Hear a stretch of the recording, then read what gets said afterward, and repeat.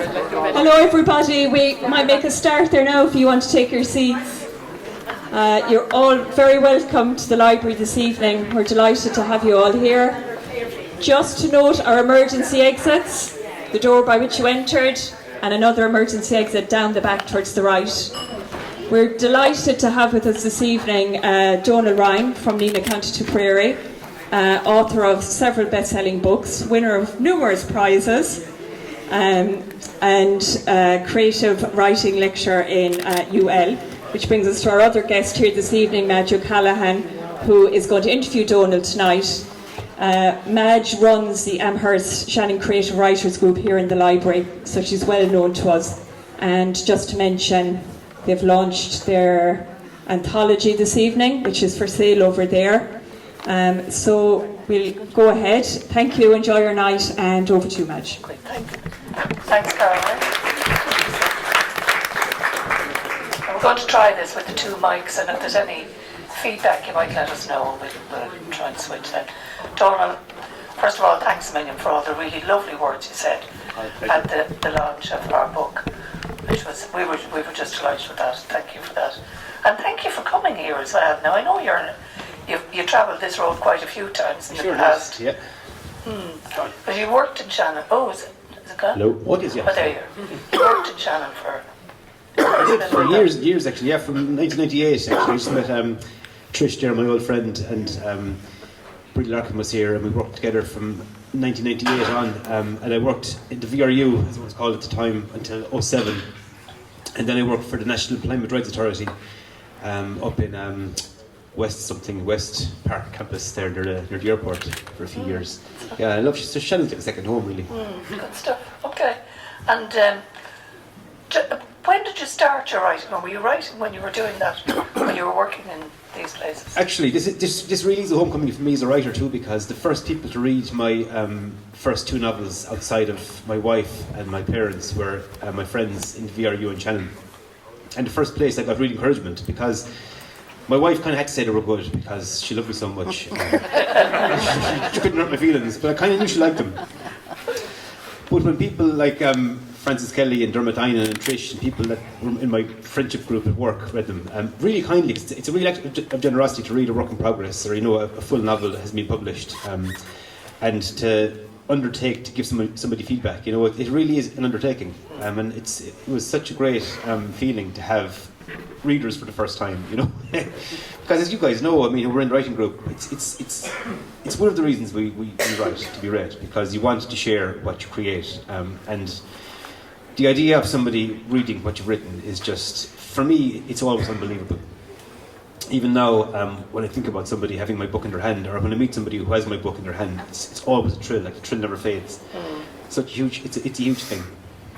And so you were writing at that stage, and did you submit at that stage, or you published at that stage? I did. I submitted my first two novels to every single agent and publisher in Ireland and the UK, and loads in America and all over the world. I sent them everywhere, and I sent them absolutely everywhere. I sent a manuscript to an office in Dublin, and I got a letter back, a very nice letter saying, "This looks very good, Donal, but we're not publishers, we're solicitors." But I had a thing called the Writers and Artists Yearbook, which had a list of every agent and publisher nearly in the world, and I got letters back, mostly just saying no way, feck off. I didn't get any encouraging letters saying this is quite good, you could work with this. It was all kind of a blanket, no, not interested. But I suppose I was trying to sell books into a very depressed market. There was nobody buying books or buying anything at the time, because around the time of the worst of the recession. So I kept plowing on. I gave up, actually, to be honest, fairly quickly. But Anne-Marie kept me kind of on the edge of hope always, saying, you really have to keep trying. And I wouldn't have bothered, because I'm quite lazy in loads of ways. I wouldn't have bothered trying, keeping going if she hadn't led me, really. And did you ever belong to a writers' group? Did you ever? I didn't actually, and I regret it, because when I worked in the VRU, when I was in college, I lived in an apartment in Limerick, and I lived there for a while on my own, with a broken heart, and and I was a real cliche. I was a complete cliche of a frustrated artist, because I lived in a haunted apartment with a broken heart, and I had a clerical job, and all I had was time and angst. So I mean, I all the cliche, every trope imaginable for a frustrated young artist. I should have written about 10 novels in that time. It should have been the most fertile time of my career.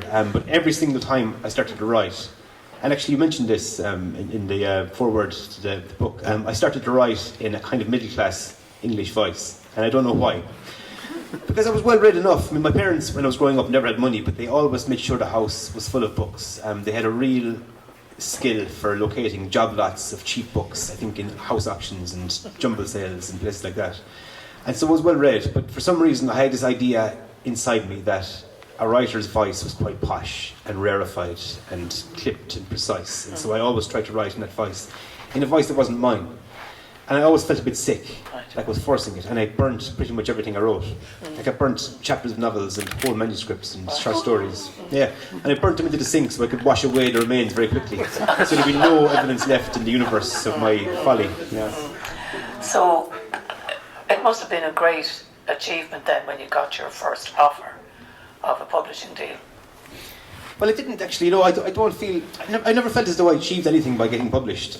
I really felt a sense of achievement when I finished writing the books, because I really wanted to have something to back up my claim to myself that I was a writer.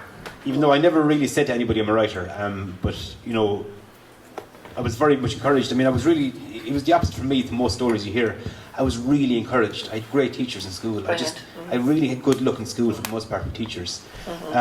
I remember my very last day of school, my English teacher saying, "Ryan, please, will you promise me you'll do something with the writing?" Yeah, and his voice echoed in my head for years. I could hear Martin actually going, "Ryan, do something with the writing." And he got more and more threatening as the years went on. And now, thank God, Martin and I speak frequently on the phone, and we have great old chats. It's great. So it was always there, but I wanted just to be able to say to myself, I've done something with it. I've written a book, and even if it was never published, it would be fine. Okay, so the achievement is in the writing itself. For sure, yeah. And getting it done, getting it finished. Absolutely. Yeah, excellent. Okay, and I'm just wondering, what is it that sets your writing apart from other people's writing?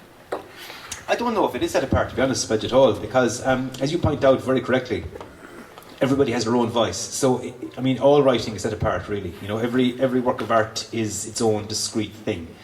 Every story is different. Every voice is different. And I say this all the time, too, about the idea of teaching creative writing. And I know you're the same, that you have to reset your expectations and your approach and your thinking about it for every person you encounter who wants to write, because everyone's ambition is different.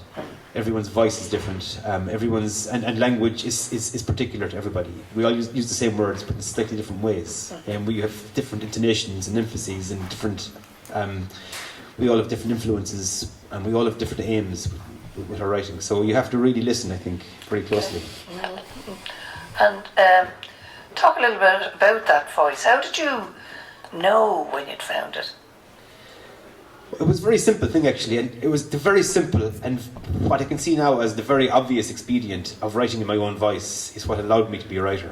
Because when I was burning manuscripts in my flat, and now and again my father, God rest him, would come in from Nina and he'd borrow the key from my landlord, Barry, and he'd go into the flat and he'd find little bits of things I'd written and take them home.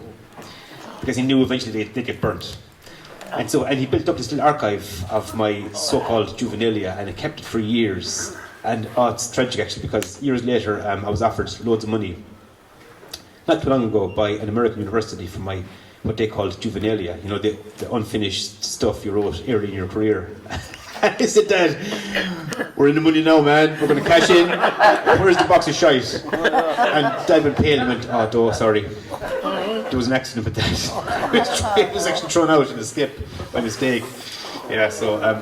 So you'll have people skip I'm kind of glad in a way. the place. I'm glad in a way, really. Because, you don't want people rifling through that kind of stuff.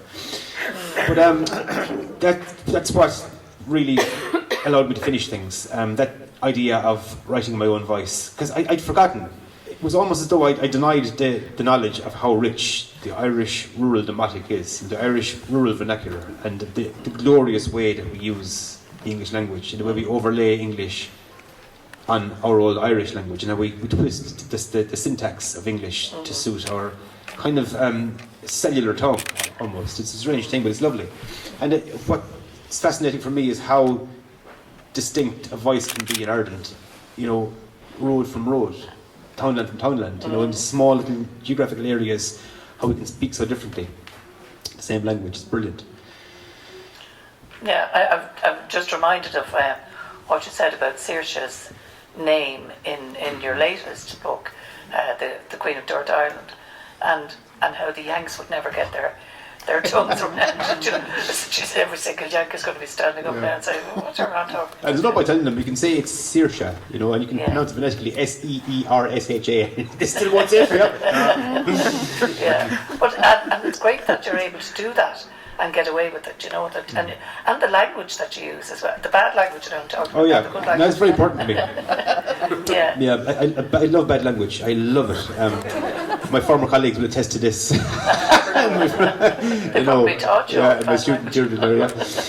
I do feel bad at times. Like Anne-Marie says to me, "Please don't be cursing on you. I'm sure you won't. No, yeah. Make show of this, really." But I can't help it. But it's very much part of life for me. And I think my editor at Doubleday said that my last novel was the most profane novel she'd ever worked on in her life. But she didn't mind. But I really wanted to represent how my mum and my grandmother spoke when I was young. And, you know, they were very nice, civilised, faithful, religious, you know, upstanding women. But they had, at times, they were foul-tongued. And I loved it. As a child, I just thought this was the best crack in the world. It was Mam and Nana, you know, letting rip. And forgetting themselves and not knowing, you know, people listening. It was just fantastic. Yeah, great. Yeah, I'm thinking of my own experience. If you said feck in my house, you're in big trouble. Yeah, well, if I said I was in trouble, they could say what they wanted. And do you know what I was really caught by in that same novel? Was your insight into women's lives and how women work. Now, I'd be someone who'd be critical of male writing, or any kind of sex writing about the opposite sex, but I really thought you got it very well done in that particular book, that you got into the psyche of women, and the friendship between women, and you know those relationships, that the four relationships that you mentioned, well, there were more than that, but the four women, the main characters in that book, who really just got on. They got on in a very interesting kind of way. Can you tell us a little bit about that? You talked about your mother and your grandmother being in that way, but the other characters, where do they come from? Well, I guess they're composites, and I think this is true of most writers who create a character from scratch. You will distill your own experience, and you'll put little bits of people you know and love into your characters, and bits of yourself. It's going to happen, even unconsciously, I think. So I don't think any character is ever completely created from nothing. But I mean, the main characters, Mary and Eileen, really, I mean, were very close to home for me. Like, the events are all made up. That's a fact, you know. But I did base their characters on the spirit of my female relations. And my mum actually read the book when it was, you know, a pile of pages, as she always did for everything I wrote. And I didn't say anything about who Eileen was, and she finished it and she went, "This is very good, though." Now, she was never too dramatic or fluhulak about the praise. She was very quiet and muted about it, but I always knew if something was to her satisfaction or not. And it wasn't always. Like, she didn't like Spinning Heart at all. My short stories, she didn't like them one bit. Always Shin Low she loved, and The Thing About December she loved. This book she thought was okay, but she said, "Where in the name of God did you get that one Eileen from?" And she was really serious now, and I thought she was joking. But she saw nothing of herself in the character at all. Even though Mam worked in bookies for years, you know, and pretty much I used her lexicon for Eileen. But there you go. Yeah, I was interested too in that last book about the chapters, the short chapters. Now, when you sat down to write that, did you sit down to write? When you started writing that, did you have the plan to write short chapters, or did it just happen that way? I did. I was determined to write it as a series of vignettes, and I was determined that it'd all be around the same length, because I was very influenced writing that by the structure of two novels by Evan S. Connell called Mrs. Bridge and Mr. Bridge. He wrote them 10 years apart in the 50s and 60s, this American novelist, and I just thought they were fantastic, and each chapter was a vignette. and they were separated at times by years, other times by seconds, and they all had their own titles. So I started to write with that formal arrangement, and it started to work. And all of the vignettes ended up being around 500 words. And so I got kind of obsessed with the idea of them all being 500 words. And it seemed very logical to me because, for one thing, I was very stuck for time. Because I spent my previous 2 years of writing time, most of COVID really, I spent writing a really long, dark, digressive, transgressive novel that I thought was genius. And writing it, I was having all these crazy thoughts like, Jesus, this is going to win the Booker Prize. And then I was thinking, actually, the Booker Prize would demean this book, it's so good. I think actually I'll win the Nobel Prize for this. That's how good this book is. Yeah, I was having these thoughts. And it was the first time that Anne-Marie wasn't reading as I was writing. Normally I'll finish a day's work and Anne-Marie will read what I've written that day and she'll say if it's okay or not. And I'll look, she doesn't give too many written notes or anything, but she does give me a little bit of a steer about quality. And if the quality dips, she lets me know. And it's very important. But this time she wasn't, because she was quite ill, she was in treatment, and she said, look, I trust you, it's your 7th novel, how far wrong can you go, really, So I'll let you write it, and at the end, when it's written fully, I'll read it. So I fucked it up completely. But still, even at the end, I still thought it was genius. Sent it off to my editor and publisher, and couldn't believe it when about 3 weeks later I got a very long, circumspect, politic email saying, basically, Donal, this is terrible. It's shite. Now, they never use that kind of language, and they're very dear friends of mine as well. And so it must have been very hard for them because, we're friends, I know them for years, and they had to say, no, this can't be published the way it is, it needs to be radically changed. And I just couldn't, I hadn't the heart to go at it. And so I decided to myself, I've got about 11 weeks before college starts again, and I'm back working, full-time. I work full-time all summer, like all teachers, of course, but, my writing time is mostly in the summer. So I have to get something different done. And I knew I had to be quick about it. I couldn't go too far on. I couldn't go off on mad, digressions like I had in the last novel. So it had to be fairly disciplined. And the idea of these building blocks, building up to a full unit of narrative really appealed to me. And it's also very freeing as well. The fact that I hadn't to be completely linear story-wise if I was really strict about this formal arrangement. If every vignette was almost resolved and led in some way to the next vignette, but not necessarily, it didn't have to be completely connected. And I really enjoyed it. I loved it. Yeah. I found it very interesting that the way that worked, and as you said, the vignettes they can stand on their own. They're like just little scenes from a person's life, and it's very handy actually. It was really from a pragmatic point of view, it was very handy, and just to know that every time I sat down to write a vignette, my novel would be 500 words longer was great. Great, and it sounds very artificial as well, but I had this kind of romantic notion too about it, about time itself, and how every day of our lives is the exact same amount of time. It's one revolution of the Earth and its axis. And, I know that there are milliseconds in difference, all right, between days sometimes. But pretty much every day is the exact same length. The world turns once. And some days you can lose someone you love.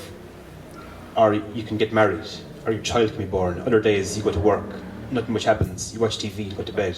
But all those days are the same length, and some days are packed with events and other days are just a day.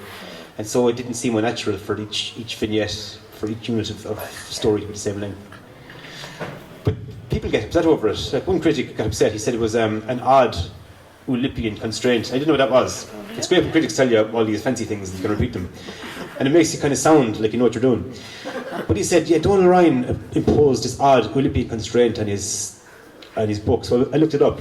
And the Oulipians were a school of French novelists from the 60s who applied arbitrary constraints to their prose. So they might write in sentences of just 7 words, or write a full novel with no letter A, that kind of thing, I wouldn't ever be that avant-garde, so I wouldn't be joining the Oulipians or claiming kinship with them. So I was in Belfast actually giving out about that critic. He gave out yards about him, called him all sorts of names, because it was just published in the Irish Times that day, or the day before. And the person who was talking, that was doing this, and there he was behind me. The critic I was talking about. It was unbelievable. He ran off anyway. No, sorry, good point. So you obviously don't really can read the reviews, or do you? I read all my reviews, yeah. Do you? And I get really upset about them after bed, yeah. Really upset. Oh, I have a tantrum, like a strap, like, yeah. Oh, I stamp my feet and I shout, cry and everything, yeah. Well, and it lasts genuinely about 7 or 8 minutes. And I get over it. And then, like, it's printed. There's nothing you can do about it. They're not going to take it back. They're not going to retract it next week and say, actually, no, Donal Ryan's great, Yeah. So what's your favourite book that you've produced?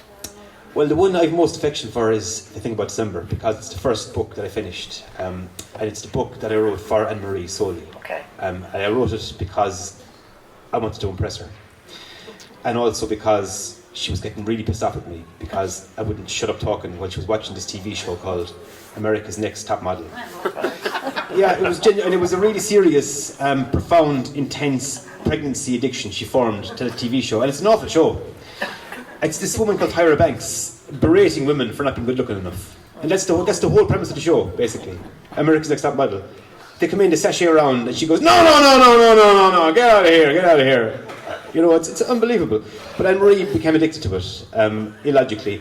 And it was on morning, noon and night on a TV channel called Living. And I'd come in from work, and I'd be bouncing in going, well, how's it going? And full of stories about my day. And she'd go, will you please just shut up? I can't hear Tyra Banks. So eventually she goes, will you F off upstairs and write a novel? Because you're always telling me how you're a writer. And I've seen no evidence of this since I know you.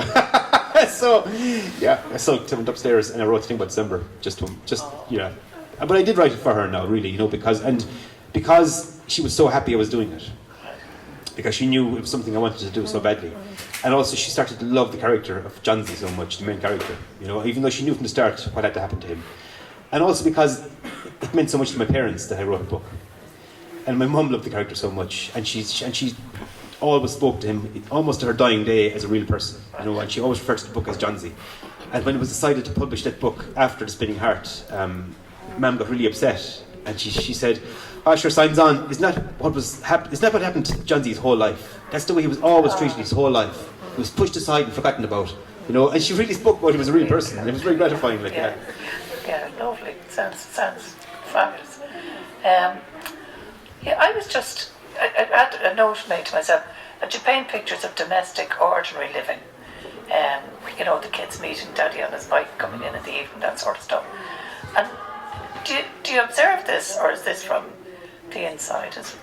Well, that particular scene, my dad used to cycle to work to save petrol money, so, and he'd come back and it was always the smell of wind from him. It was lovely. And so that was me and my sister really running down along the road. Right, yeah. When we heard because you can hear the creak of the bicycle from miles away. And these things, I think, it's lovely to take something like that. And like I saw loads of that in the anthology of memories like that being sublimated into language and then becoming somebody else's memory. It's a lovely thing to do that, isn't it? When something that happened to you, it becomes a scene in a story or the story itself. Right. And suddenly it's there for anybody else who wants it as well. It's the power of literature. It's the unifying power of literature. It's why stories are the only way forward, really. The only way to end conflict is for people in the conflict to tell each other their story. And in terms of your dual roles now, in terms of your teaching and your writing, do you find that you find people in your group? I remember when I was doing the MA in Dublin. There was one woman in the group, and we knew straight away that she was going to be published. She was going to do very well with her work.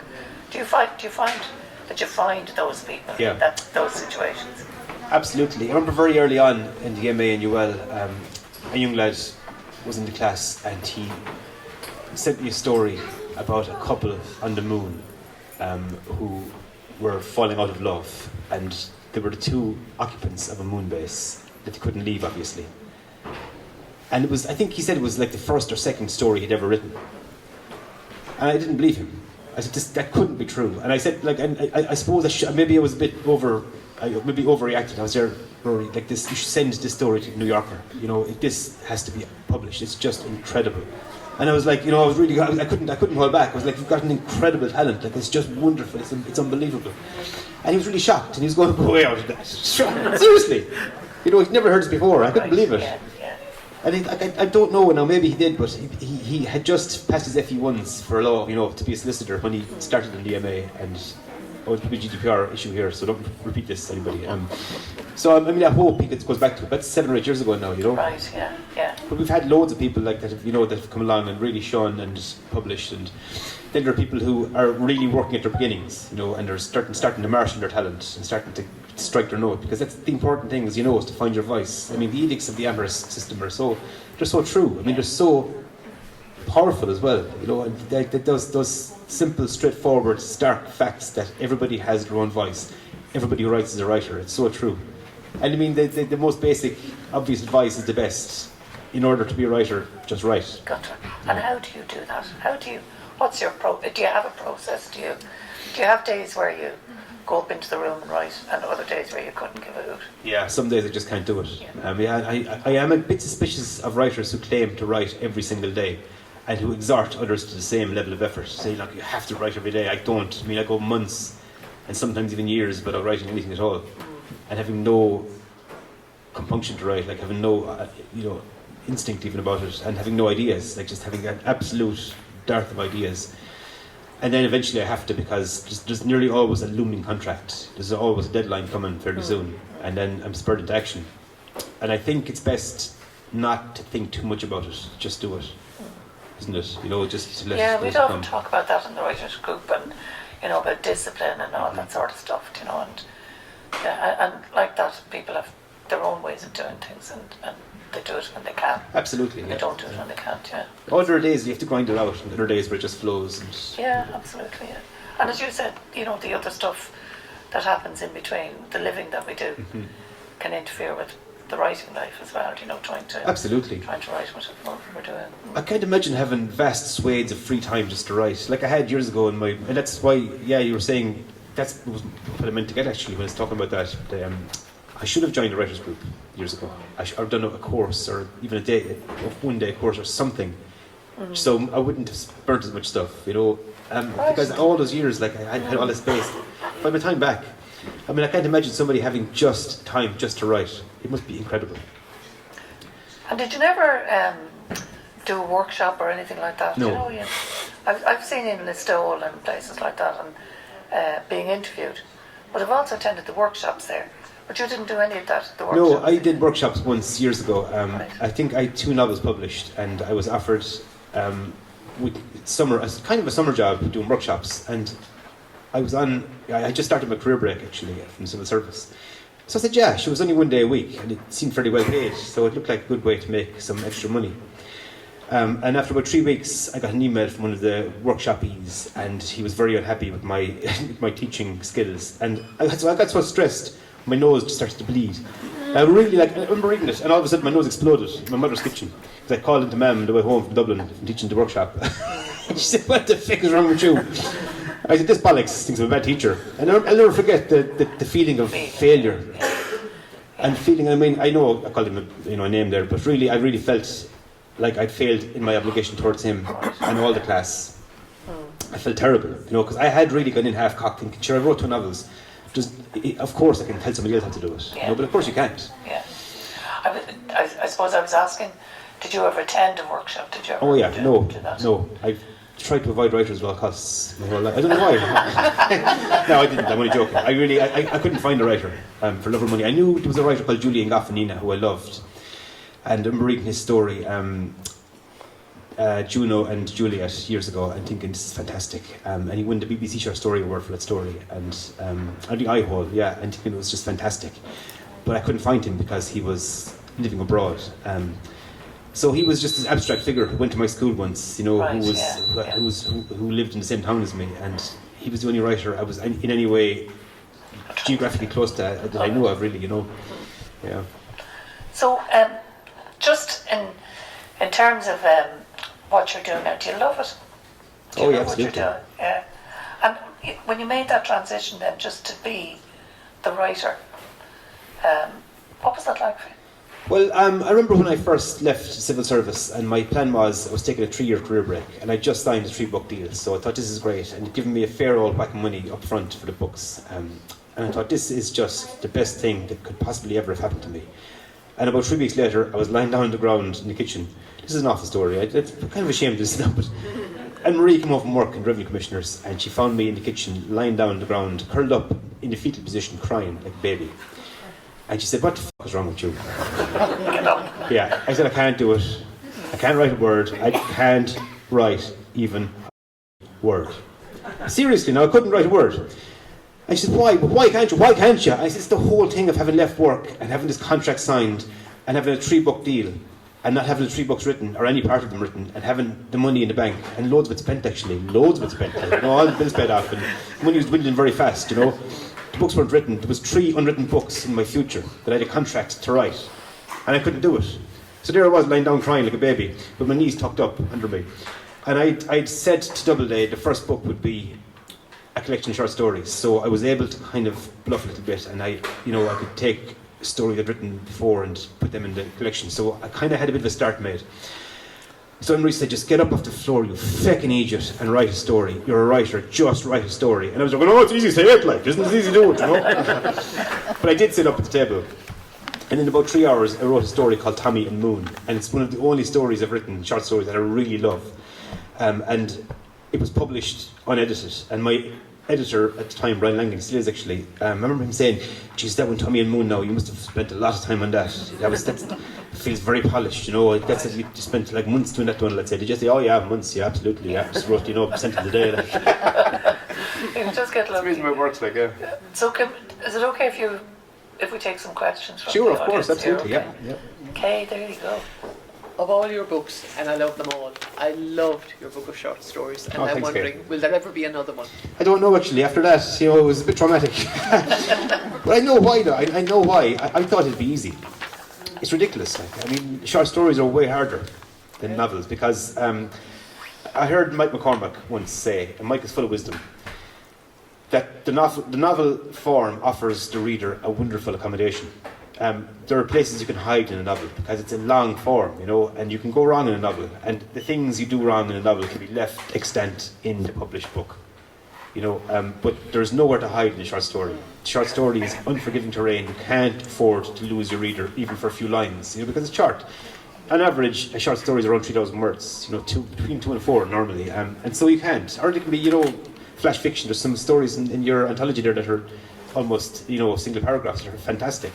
But there's nowhere to hide. You can't go wrong. It's very sculpted. It's kind of high pressure terrain. There's snipers, and there's no cover, and it's hard. So to write a whole collection is like writing a really, really intense novel. It's like how I think that Joseph Heller must have felt when he wrote his second novel. Something happened. Like one of the most intense pieces of work I've ever read. I couldn't finish it. That's how intense it is. It felt like that. Whereas with novels, I knew if something wasn't quite right, I could stay going and I could fix it, and I could leave it a little bit not quite perfect. Okay. But I really was striving for perfection with the short stories, ridiculously. Okay. And they were. Thanks, Kate. I think it's very kind. So, will we take another question? Anybody else got a question? Yeah, go ahead. Donal, you've had a lot of critical acclaim, Booker shortlists on the school curriculum, and just recently Waterstones have designated your most recent book as their 2023 Novel of the Year. What means that to you as a writer? Actually, I'm very suspicious of awards in general because it's great when you win. It's great. And there's often a bit of money attached, which is even better again. But it does kind of it kind of applies a sporting template to art. And I think it's kind of unnatural. And because I remember when I was first nominated for the Booker, and it was great. And I was my first novel and Booker nomination, and I actually really got kind of arrogant for a while. Now, never publicly, but I was strutting around the house, come on, That's when I'm obviously a genius. Like my first novel, I wrote it in a few months. Booker nomination, unbelievable. And then when I wasn't shortlisted at that time, I remember the Irish Times. Their byline was Donal Ryan fails to be shortlisted for the Booker Prize, and I got really upset because I was saying, but I didn't try. I couldn't have failed. I didn't try to get nominated for the Booker. I didn't dream it would happen. They nominated me. I didn't apply to be nominated, and so the failure wasn't mine. But then there was a failure there somewhere. Did the book fail? Did I fail? Did the language fail? Did the booker fail? Who failed? So and it did feel as though there was kind of a sporting element to it. And also, Eddie Power had me 3-1 in the bookies to win the booker. So I was completely convinced I was going to win, And it does make you feel as though you're in competition, and there's a finish line that you're trying to get to first before your colleagues and friends who also write books. And I don't think art should be arranged like that. But again, of course, when I win, I think differently. It's brilliant. Martin, may you have a question here? I'm really enjoying this. It's great. I'm a poet and songwriter lately, and I'm fascinated because every now and again something comes to me, I have no idea what it is, and I follow it, and it becomes what it becomes, but I feel like completely left out of the process, and I'd like to be more involved. I wonder if that happens to you. Oh, absolutely, Martin. Absolutely. I really feel sometimes as though, and I know this isn't the case, but it does feel sometimes as though something outside of myself takes over. When I was sitting in my office and I'd written that big long novel that I thought was genius, it turned out to be terrible. And I had about 11 weeks to write a serviceable manuscript for my publishers. I heard a voice in my ear, and the voice was saying, "Write a novel about a house full of women." And kind of, you can use me and your mother. And it was my grandmother's voice, that I hadn't heard in 20 years since she passed away. And she was saying to me, "This is what you should do. Feckin' Egypt. This is a great idea. I should have done this years ago." And we had this conversation. This lovely conversation between us. And it felt as though the voice was coming through the skylight above me. It really was lovely, It felt like a gift from the universe. And I suppose in a way it was. Something occurred to me, and maybe it was a whisper from beyond this temporal realm, or maybe not. But whatever it was, I said, I'm going to go with this, And loads of vignettes just unfolded before me, and I had to, just let my hand go across the keyboard. It was great. I mean, I never wrote a novel as quickly, or with as few revisions or corrections. When it went in, it was pretty much ready to go. It was great. So it does happen, not that often. Yeah, and I mean, like you say, you're a poet and songwriter. I mean, they're the hardest things of all. They're such small, intense units of story, always. And it really is, you have to be almost syllable, note perfect, literally. So I really admire, and I would take an awful lot of inspiration from poets and songwriters and MA in UL. I mean, Deirdre DeValley there is one of our alumni. She is a poet, a songwriter, a singer, a novelist, a short story writer, all these things. She's incredible. And it's so great to be in the company of people like that. PA, I see, and Bernie, isn't it? Yeah. And then Teresa. Donal, can I ask you a two-part question? Sure. The first part is, how do you find your true voice? And I'm thinking about that in the context especially of layering it up, if you like, with academic stuff. And the second part of the question related to that, it's really, can you teach creative writing? Thank you. Great question, yeah. And actually, they're very similar questions. I don't think you can, to be honest. And I think when we use the word teach as kind of as a handy phrase when it comes to creative writing. And I think what we try to do in UL anyway is create the optimum conditions for writers and provide a really safe, supportive, warm atmosphere and make sure all feedback is constructive and from a place of love or collegiality or friendship. And we have to be aware of the difference between writers. And we have to be very aware that there are no prescriptive or proscriptive lists we can apply to any piece of work or any writing career or any poem, story, novel, whatever. And I think when it comes to striking your own note and finding your voice, you have to write towards it. You have to just keep writing and eventually you'll do it. Julian Goff, who I mentioned earlier, reckons it takes about 7 years to write your heroes out. When I started to write first, I was writing in the style of Doris Lessing and Margaret Atwood and Stephen King and Anne Enright and all these people whose books I loved, Norman Mailer, all these people I loved, their voices were coming through back up to me from my sentences. And I'd keep at it and keep at it. And I think your actual authentic voice, the voice you use to speak to your family, is your voice. And I think to write in that voice first is the best thing to do. To start really with the personal pronoun, to start with I, and to write almost memoir at the start, to write your own experience onto the page. And because what you know is the best place to start, but you have to, I think it's very important to start reaching out then around and to start to write about things you don't know about. And try to guess, because fiction really is a series of guesses about what it might be like to be somebody else. And I think that's the pith of it really, is that attempt to. Yeah, I think just when you were saying about using the Amherst method, it's the same. We're facilitators. We create equality in the work that we do with groups, and that's why I would write and read with the groups as well. So we all get the opportunity to write together. Brilliant. Rather than create this kind of hierarchy. Who was next? Brenda, is it? No. Yourself. Trish. Sorry, Trish. I really enjoyed your play. I saw it in Glory. Oh, thanks, Trish. So profound. Would you hope to write other plays? Well, I have to say no, I feel guilty about that. Andrew Flynn, the director and producer, gave me far too much credit for the play, because Andrew did all the work. Andrew and the cast, actually. I literally drove to Longford, and I sat down in a theatre and participated in a read-through of the play from Low and Quiet Sea. So I didn't, and I read the script, and I think I made one correction. And Andrew literally claimed that I was the co-writer, and I wasn't at all, really, But he was saying, no, I just copied and pasted your text, and he didn't. He really shaped it into something beautiful. I couldn't believe it could work, the way it worked, and it worked so brilliantly. And it's such a great thing when you see something like that happen. I'm not a playwright, and I don't think I ever would, to be honest. When you see your work literally made flesh, in a theatre, it's amazing. Actors are just incredible. They have to inhabit their art in the moment of the art's expression, live in front of people in theatre. I don't know how they do it. I remember going to see The Spinning Heart years ago, and with my father, when it was in Smock Alley, before I went to the Gaiety. And The Spinning Heart, the book, is a series of monologues, and so was the play. So this company put on the play, and one of the speakers holds a cigarette in her hand for her whole monologue, Kate, the character of Kate.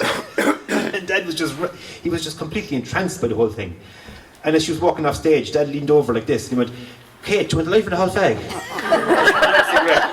And he went, "Jeez," because he completely forgot he was at a play. He was so absorbed, it was amazing. And that's the way you should be, I think, at a play. I'm losing my headphones here. Tracy, you had a couple of questions. I have, yeah. I haven't written out, Donal, because I know I won't remember them. In Queen of Dirt Island, I love the way you brought the characters from strange flowers into the book. It was so seamless. I felt new readers didn't wonder where they came from, and for a previous reader it was like catching up with a neighbour or on a neighbour. So how do you come about that? Oh yeah, well they kind of had to, really, because they were kind of set around the same time. This is about Queen of Dirt Island and Strange Flowers having the same characters. But I really missed the Gladneys, and especially, imagine now I can't think of Mol's mother's name. It's terrible. Kit, thanks Teresa. Yeah. I'm always forgetting my character's names, it's terrible. So Kit, I loved, and I really wanted her to be in the next novel, and I wanted her to be old and still very healthy, and and to have this lovely presence in the community, and to have this kind of this gentle influence on people. And I also was taken with Honey and Josh, and I had an idea in my head for a full novel about Honey and Josh, but I realised actually after Strange Flowers came out that people really didn't like Josh at all, Josh Gladney, and I loved him. And I loved him kind of because he was me, and so I put a lot of my younger self, the self that Trish would know very well from back in the late 90s, to Josh. And I know he's a little shit, but I was a little shit, in fairness, in loads of ways. But I got kind of upset about people's dislike of Josh, so I tried to redeem him a little bit in the next novel, and I failed because people disliked him even more after the next novel. So actually I wrote another novel that follows on from this again, called Beautiful Girl, that won't be published for a few years, where Josh is, he definitely is redeemed a bit. He's more palatable for people, But I do like to have recurring characters. Like there's a character, Jingle Day, who's a police sergeant, and he's in nearly every short story I've written. He's in all my novels, and in a way, he's kind of a mechanism. he's very useful because he can stroll in, he can start something out, or he can push a story forward, or he can be used as a conduit for information. He can be used for exposition very easily. I love Jim. He's great. Like, Jim is a great character. Jim is such a strong character that he turns up in other writers' novels. I've noticed in the last few years, yeah. I won't say who's. But they're in the bookshops every Christmas, stacked in the feckin' rafters. And you had a second question, I have the Teresa. second one, yeah. Can you speak up so that people can hear you Put the behind you? microphone Or maybe underneath. use the Okay, microphone. thanks. This was on the internet and Booker Talk. I'm not sure now what that is, but it was about strange flowers. So in that there was a critique of your handling of Alexander. So how do you feel about critique of your books, and in particular about when it was said you treated the theme of racism very sketchily? Yeah. As in Alexander being embraced by the community and now training with the hurling team. They thought the speed of acceptance was all wrong. So I'd like to know what you think of that. Thanks, Teresa. Great question. Great question. And actually, I really felt aggrieved on behalf of my home place when people said those kind of things. And people who said that generally weren't from where I'm from and would never know how it is to be from a small village in rural Ireland. And also, people made huge presumptions about the racial composition of my family. Thinking, well, Donal Ryan's a white man, so obviously his family are all white people. And they were wrong. And also, I witnessed people like Alexander growing up. Now, not very often, but I could see how there's a moment in the book where somebody makes a smart comment about the Trocar box and Alexander. It's a stupid joke that he makes, and he makes it in a very mean way. And that's the kind of thing that definitely would have happened. But for the most part, somebody like him, who's gentle and kind and accepting, would have met gentleness and kindness and acceptance where I'm from. Maybe it's a very unusual place, North Tip, where I'm from, but that's my experience. And so I wrote my experience, and I wrote my experience, the first-hand experience that I witnessed in my family as well, and it was my truth. But it is amazing, all right, and they're not the reviews I get stumpy about and sulky about, but they are reviews that do cut a bit deeper, because, like, in general, that Booker Talk person is fairly complimentary and insightful, but I think actually she handled my handling of racism sketchily. That would be my accusation back to her. She didn't give it too much thought. She did. She made an awful lot of presumptions about me and my family and my background and the place I'm from. So, like, the way I represent that village is the way my home village is, and it's the way the people who inhabit that place are. And so, for me, it was completely true and completely right. Right. Thank you. Yes, yourself there with your hand up. Hi. You are so much fun in person. How come your books are so sad? And I love them. Oh, yeah. It's a good question, Louise, actually. I often wonder myself, And actually, I think it's a real privilege to be allowed to write the books I write and not to be told by publisher, Donal, come on, lighten up a bit here, we need a bit more crack here. But for me, there is, like, Shannon O'Brien often spoke about the laugh of the condemned man is the Irish humour, and I think that's present in a lot of my books. I think there's a kind of a dark humour that people, engage in. But I was really determined from the very start that I was not going to flinch when it came to heartbreak and tragedy and death, And I said, I'm going to write these things. These things happen. People take their own lives. I can't deny that. I can't leave that out of the life of a village. It's going to be, it has to feature. And since I wrote my first few books, I've had close personal experience of suicide, and I'm glad that I did, that I wrote it not the way I did, And so I never set out to write, and like books that are feel good, and that that give you a burst of happiness. They're so important. They really, the books that are kind of dismissed as cozy books. I love cozy books. They're so important. They've got a huge role to play, but my books do as well, I think, And I suppose, like, I had lofty notions of myself as a kind of a hyper-realist at times. And they're often dispelled because, my first novel, Spinning Heart, has character as a ghost. But even his voice is fairly gritty and realistic, So I said I wasn't going to flinch from what I knew about the depredations of the human condition. I was going to go right in there and write about it. There are certain things I flinch from, I write. I don't do sex very much, I have to say. My father made me promise I wouldn't. I said, "No." I remember when I wrote All We Shall Know, the main character has an affair. She's 33 and she has an affair with a 17-year-old boy, and he gets her pregnant. And that's the kind of premise of the story of the book. And I remember Dad read the manuscript, and when he finished, he went, "Just fair play to you. Oh, you're the best writer in Ireland for sure. You wrote a whole book about a one having an affair with a young fella and getting pregnant, and there was one mention of sex in the whole thing." And there were a few mentions, alright, but yeah. We've time for one more question. Any questions down there? No? Go ahead. Donal, I'm just, I know you're teaching in Limerick at the moment and trying to create an environment, I suppose, a warm environment, supportive environment for creative writing. I studied English myself in UCC years ago, and Jesus Christ, when I think of it, I think we spent more time reading literary criticism than reading texts. Yeah. And do you find, like, having done English yourself, do you find sometimes the more you read, the more criticism you write or read, and the less text you read, does that kind of create a block when it comes to trying to be creative yourself? Oh yeah, I try to actually avoid real hardcore academic criticism. The real stuff. I think it's definitely a very worthwhile discipline. It's an art in itself, and I think all art needs criticism. It needs the critical faculties of people who have a real deep insight and perspicacity and a way of deconstructing things. But I think the deconstructing process can be a little bit anathema to creativity. It's almost, it's the opposite really in lots of ways. And so I think if you apply too many cold academic intellectual principles to art, the art itself will become cold and academic. So I think they're very separate things, to be honest. And I kind of am in a liminal limbo space, being a lecturer. And so technically I'm an academic, but I'm not really at all.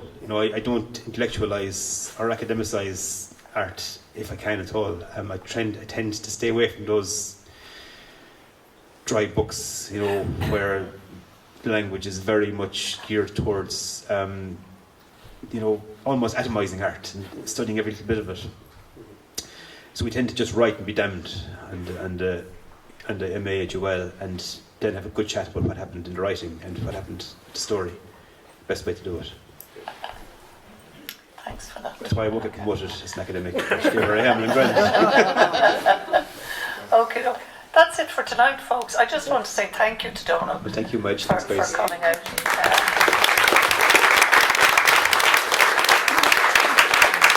And also, thank you to the library, for Clare Libraries, and particularly to Caroline Ahern down there, and the library facilitates us here every week as the Amherst Writers Group to meet. And they don't give us tea and coffee every week, but they've given it to us tonight. But without them, we couldn't function really, And so could you put your hands together for Caroline and the library staff? And just before we finish up, Donal, is there any question that you would have liked us to ask you tonight? No, I must say it's been such a pleasure to be here, and in a place that I feel is my second hometown, to be honest. I love Shannon, and I've never had a bad day in Shannon. In all the years I was here, I love the place. And it's great to be here in this library and to see the library so well supported and to be staffed so brilliantly. Libraries are so important. I mean, they're the lifeblood of society. It's great to be here. Thank you so much. And thank you, Madge. And congrats again to the Shannon Amherst Writers Group, and congrats on the publication of Right So.